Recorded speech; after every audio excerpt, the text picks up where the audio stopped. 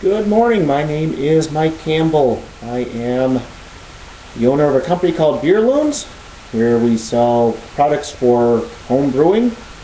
And I thought we'd have a little fun today, and we're going to take you through the all grain brewing process. And this is going to be several parts because the actual all grain process takes about, well, if you know what you're doing, about 4.5 hours, all the way up to 6, 7, 8 hours, depending on the type of equipment you have, things like that.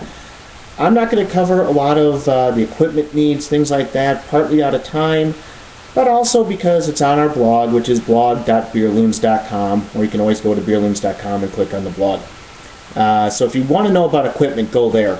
But as far as it goes, we're just at the very beginning starting point of our brew day, and I need to give a little hint here. As far as a way to kind of save a little money, save a little gas, but also make the process go a little bit quicker. This is one of these things that I kind of figured out after years and years of brewing and made my life a little bit easier. For those of you, and most will have started as extract brewers, and a lot of you will have a 4 or 5 gallon stock pot.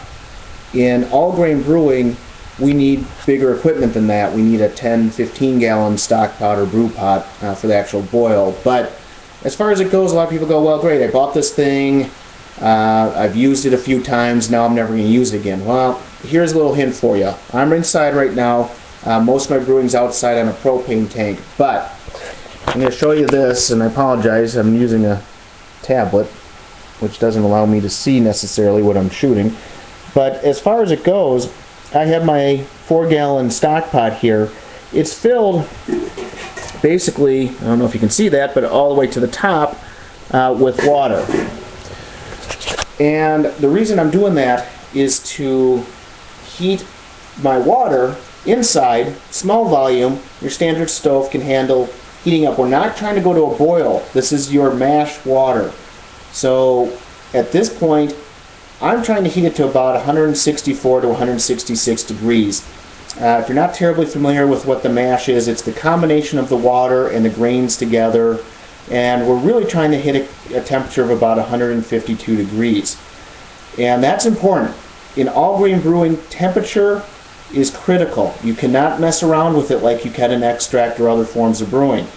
So I'm trying to get to an end temperature with the water and grains combined to 152. Now my grains, another little hint for you, keep them in a consistent spot every time.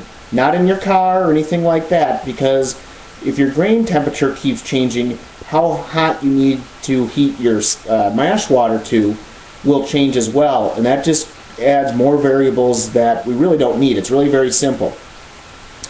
Mine go in my basement floor, and my basement floor runs about 55, 60 degrees year round. So I already know my grains, if they've sat there for more than 24 hours, will be roughly 55, 60 degrees. So, and this can vary a little bit by how many pounds of grains you have, things like that. But as far as it's concerned, I'm heating my water to 164 today. So when I combine my water with my grains, I end up with a temperature right around 152. You can be off by about 5 degrees in either direction. It's not that big an issue. But if you're more than that, you're going to start causing flavor issues in the beer, stuff like that. So all we're doing right now is heating the water. So I'm not going to continue to babble while this continues to heat up. I will do another part when we're ready to go to the actual mash and kind of dough in, as it's maybe referred to or called. And we'll kind of go from there. So this will be a multi-part series for everyone, which we'll keep on YouTube, we'll keep on our Beer Loons page, all that fun stuff. So we'll chat with you in a little bit as this water heats up. Okie dokie then.